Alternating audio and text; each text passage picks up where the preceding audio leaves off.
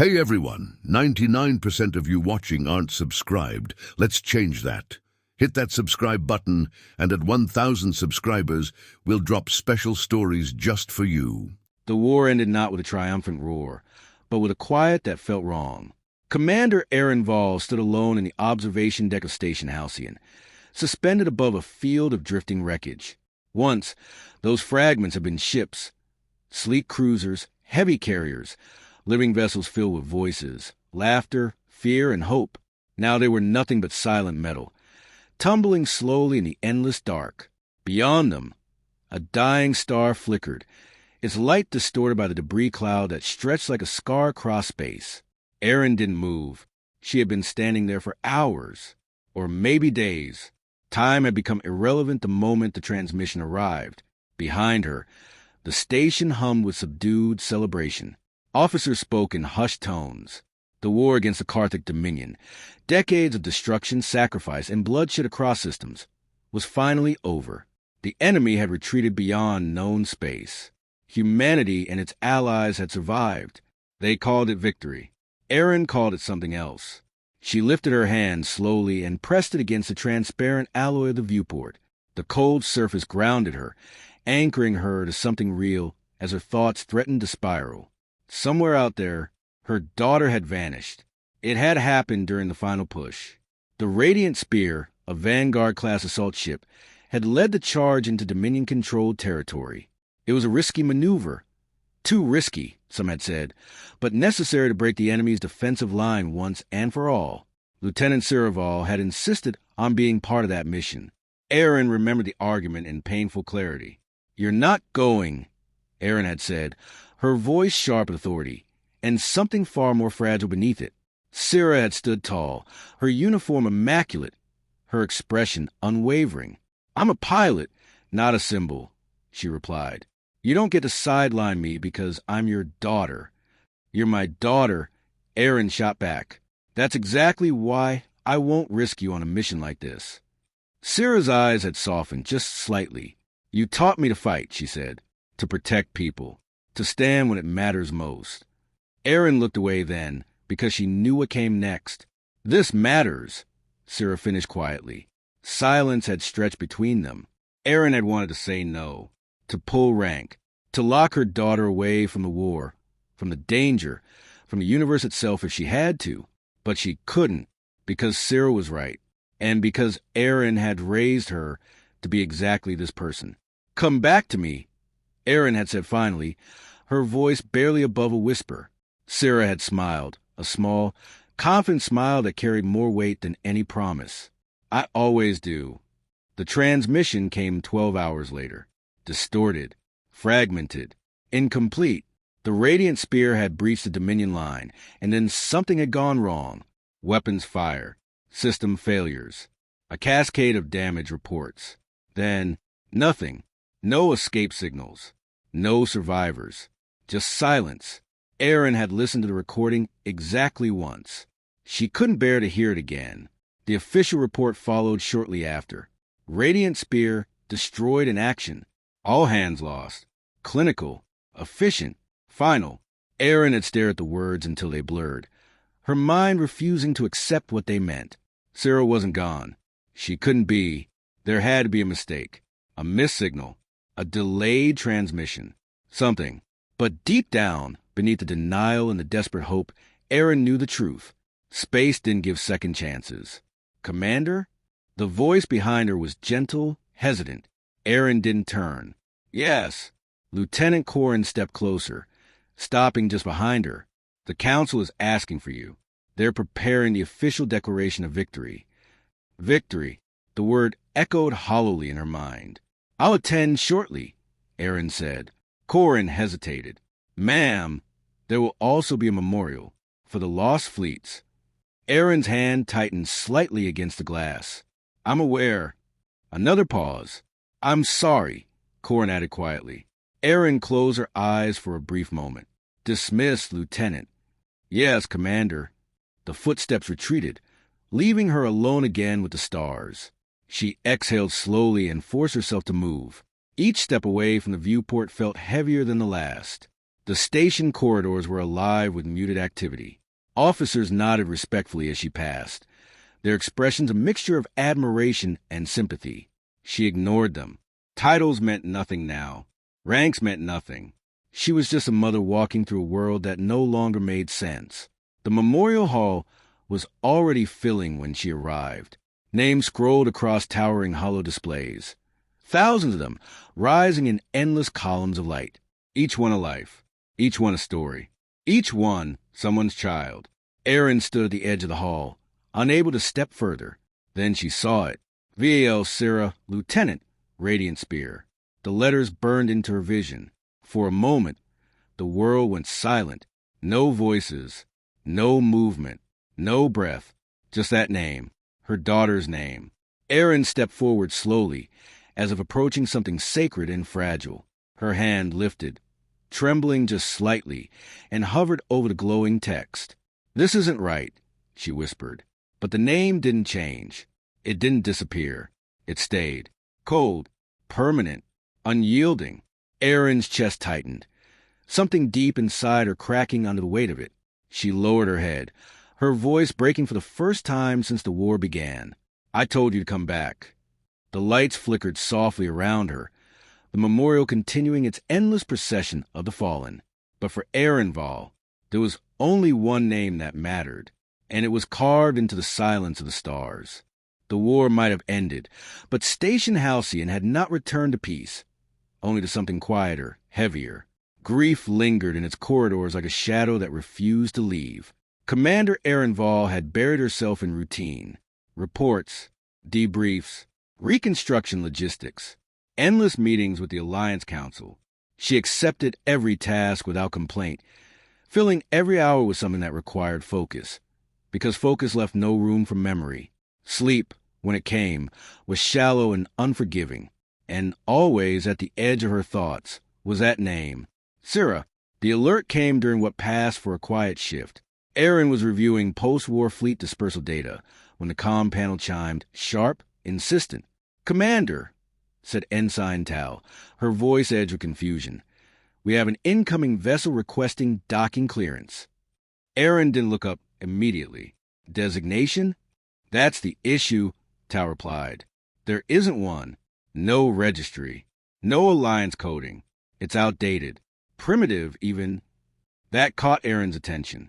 She lifted her gaze. "Clarify." "It appears to be human," Tal said. "Early generation interstellar tech. The signature is inconsistent with anything currently in service." Erin frowned slightly. Humans had contributed to the war, but primarily in support roles: engineering, logistics, localized defense. Their long-range vessels were limited, experimental at best. They did not casually appear at deep space military stations, especially not unregistered. "Are they transmitting hostile signals?" "No, ma'am. Quite the opposite. They've been attempting to hail us on multiple frequencies. The signal is messy, unrefined," Tal clarified. "Analog overlap. Signal drift. It's like they're forcing outdated systems to communicate with ours." Erin stood, patched them through. The comm panel flickered, resolving into a distorted visual feed. Static lines cut across the image before stabilizing just enough to reveal a face. A man, unshaven, tired, human. He leaned slightly toward the camera, adjusting something off-screen. "Yeah, okay, that looks like it's working," he muttered, before noticing he was live. He straightened. Hello. Station Halcyon, right?" Erin stepped closer, her posture rigid. "Identify yourself," she said. The man gave a small nod. "Name's Elias Rook, independent pilot. Sorry about the signal. Your systems are a bit more advanced than what I'm working with." "That's an understatement," Erin replied coldly. "You are approaching a secured Alliance installation without clearance. Explain yourself." Elias didn't flinch. "I'm not here to cause trouble," he said. "I'm here because I think I have something you've been looking for." Erin's eyes narrowed.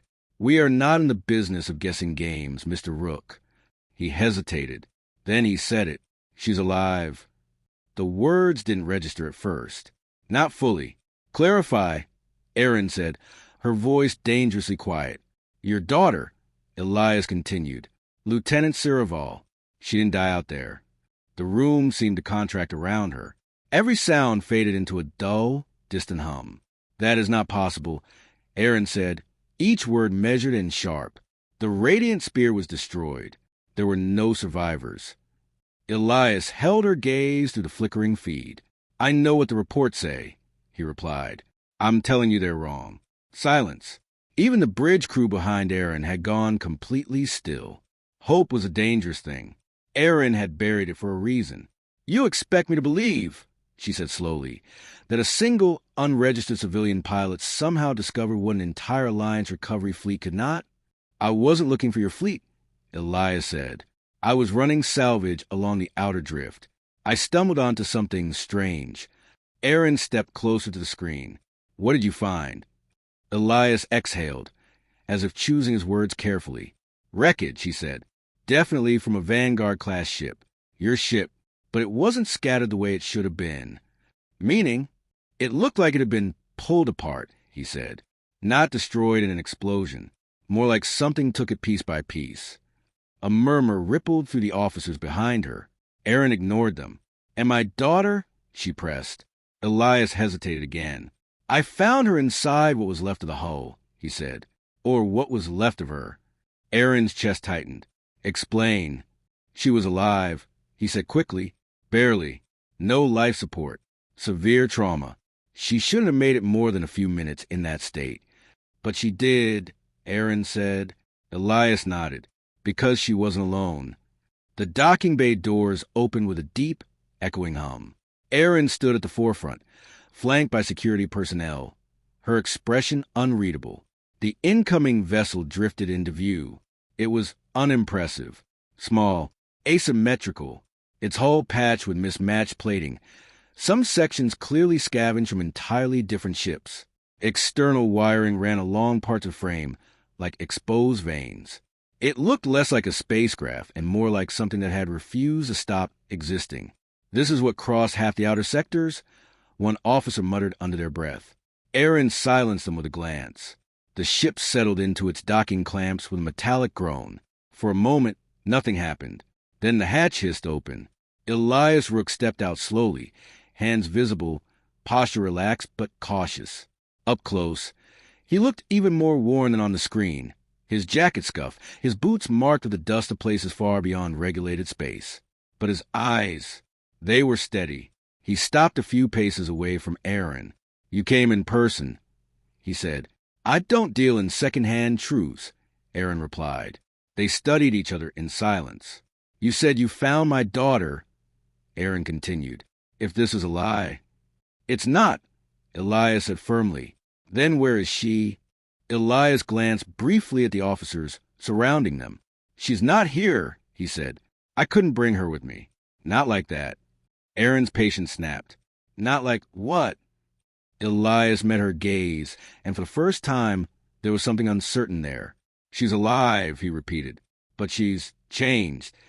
The word hung in the air. Define change, Aaron demanded. Elias shook his head slightly. That's not something I can explain standing in a docking bay, he said. You need to see it. Aaron stepped closer, her presence suddenly overwhelming. You expect me to leave the station, she said.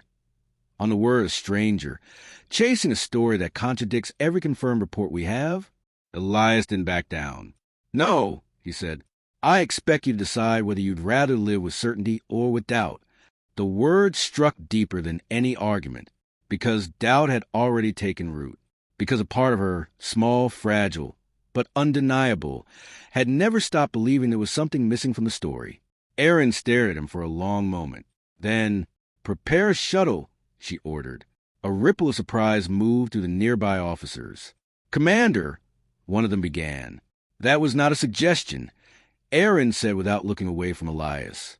The shuttle left station halcyon in silence. No ceremony, no escort, no official acknowledgement. Commander Ehrenval had authorized the departure under a classified directive, locking the details behind command-level clearance. To the rest of the Alliance, she was conducting a routine inspection beyond mapped space. Only 3 people aboard the shuttle knew the truth. Aaron sat at the front, rigid and unmoving, her eyes fixed on the void ahead. Behind her, Elias Rook handled navigation with a quiet familiarity, his hands moving across the controls of his patched interface, now temporarily integrated into the shuttle's far more advanced systems. Syrah's name hung unspoken between them. It had been hours. Erin finally broke the silence. "Start from the beginning," she said. Elias didn't look up. "I already told you." "Not enough," she cut in. "I want every detail. No omissions." A pause. Then Elias exhaled softly. "I was running salvage routes along the outer drift," he began. "Not official ones. Places most people avoid, too unstable, too far, too strange. Why go there at all?" Erin asked. A faint smirk touched his lips. "Because no one else does." Erin didn't react. Elias continued. "I picked up a fragmented energy signature. Didn't match anything in known registries. Thought it might be wreckage, something valuable left behind after the war. And it was... Yeah," he said quietly. "Just not the kind anyone wants to find." The stars outside began to thin as they moved further into uncharted space. Light itself seemed stretched, dimmer, as if reluctant to exist here.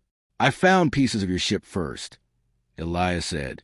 "Hull fragments, sections of internal framework, but they weren't scattered randomly." Erin's gaze sharpened. "You said that before. Explain." "They were arranged," he said. "Not neatly, not intentionally, at least not in a way we'd understand. But they weren't drifting. They were held." "By what?" Elias hesitated. "You'll see." Erin's jaw tightened. "That is not an answer. It's the only honest one I've got," he said. "I don't fully understand it either." Silence returned, heavier now.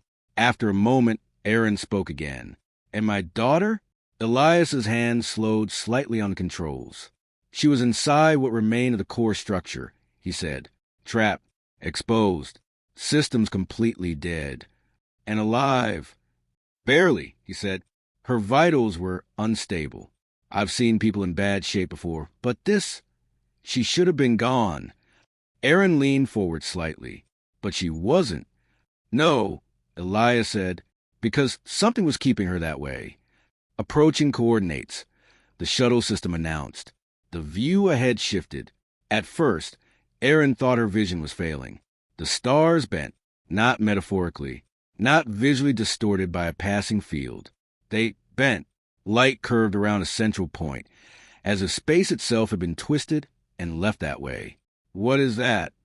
Erin whispered. Elias didn't answer immediately. "Best guess," he said finally. "Something that wasn't meant to be found." As they moved closer, the structure revealed itself. It wasn't a ship. It wasn't an asteroid. It was something in between, an irregular mass of fractured rock and metallic growth, fused together in unnatural geometry. Sections of it pulsed faintly with a dim, shifting light, like veins carrying something other than blood. Erin felt it before she understood it. A presence. Not alive. Not dead. Watching. "Tell me we're not going in there," she said. Elias gave a humorless smile. "That's where she is." The shuttle docked against a jagged surface that seemed to adjust to their presence, reshaping slightly to accommodate the landing. Erin noticed. "Did you see that?" she asked. "Yeah," Elias said. "It does that." "That's not reassuring." "No," he agreed. "It's really not." The hatch opened. Air rushed in, not empty vacuum, but something breathable, thin, metallic, carrying a faint electric charge. Erin stepped out first, weapon drawn. The surface beneath her boots wasn't entirely solid. It had a slight give, like stepping on something that looked like metal, but behaved like something else entirely. "Stay close," Elias said. "I don't take orders from civilians," Erin replied. "Then considered advice you probably shouldn't ignore." She didn't respond, but she stayed close. Inside, the structure changed.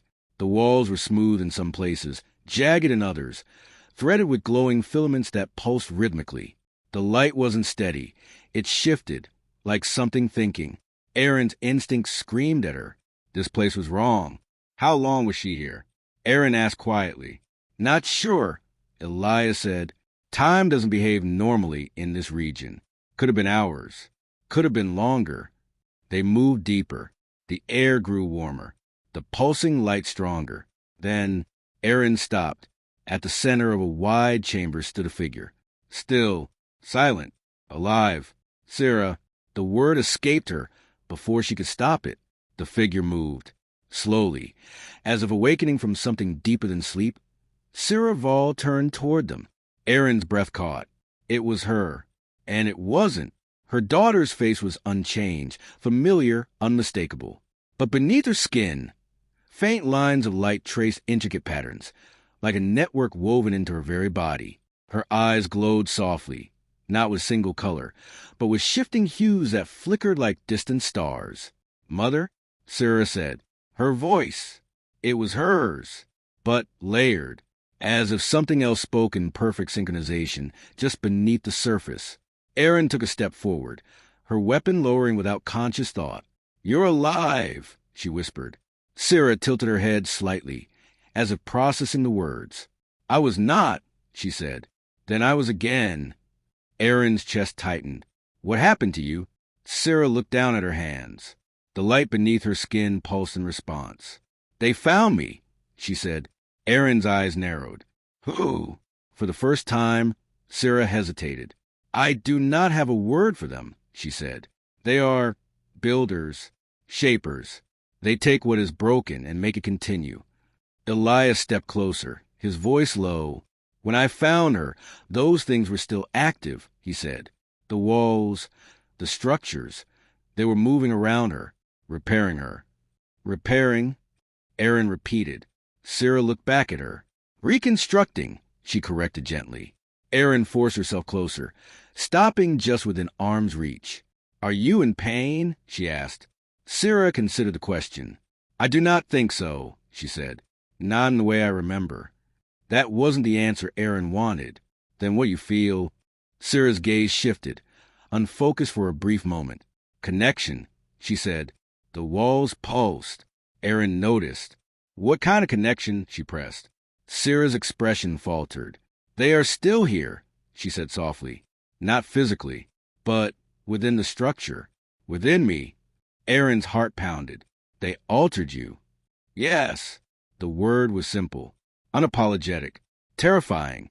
Aaron reached out, her hand trembling just slightly as it hovered near Sarah's face. "Do you know who you are?" she asked. Sarah's eyes met hers. "I am Sarah Vall," she said. The first movement was subtle, a shift in the walls, a tightening of space. The soft, pulsing glow that had once felt almost alive now sharpened, focused, watching, then reacting. "They're waking up," Elias said under his breath, already backing toward the tunnel they had entered from. "They were never asleep," Aaron replied. Her grip on Sarah's arm tightened. "We're leaving. Now." Sarah stood still for a fraction of a second too long. A flicker of hesitation. Not fear. Something else. "They do not understand why I would go," she said quietly. Aaron turned sharply to face her. "You don't belong to them." Sarah's glowing eyes dimmed slightly, something more human surfacing beneath the alien light. "I know," she said. The ground beneath them trembled. That was when the structure changed. The corridor they had entered through sealed shut. Not violently. No explosion, no sudden collapse. It simply reshaped. Smooth surfaces folded inward, layers sliding over one another like liquid metal becoming solid again. "No, no, no," Elias muttered, rushing forward and slamming his hand against the newly formed wall. "That was our way out." "It will not be the only one," Sarah said. "You sound very sure of that," he snapped. Sarah tilted her head slightly. "They are not trying to kill us," she said. "They are trying to keep me." Aaron stepped forward, placing herself between Sarah and the shifting walls.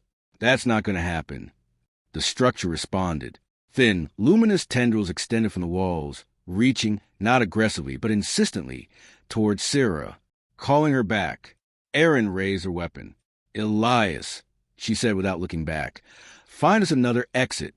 "Working on it," he replied, already scanning the shifting environment with a handheld device that looked only slightly more reliable than his ship. The tendrils moved closer. Sarah's body reacted. The light beneath her skin flared in response, matching the rhythm of the structure around them. Aaron saw it and understood. They're linked to you.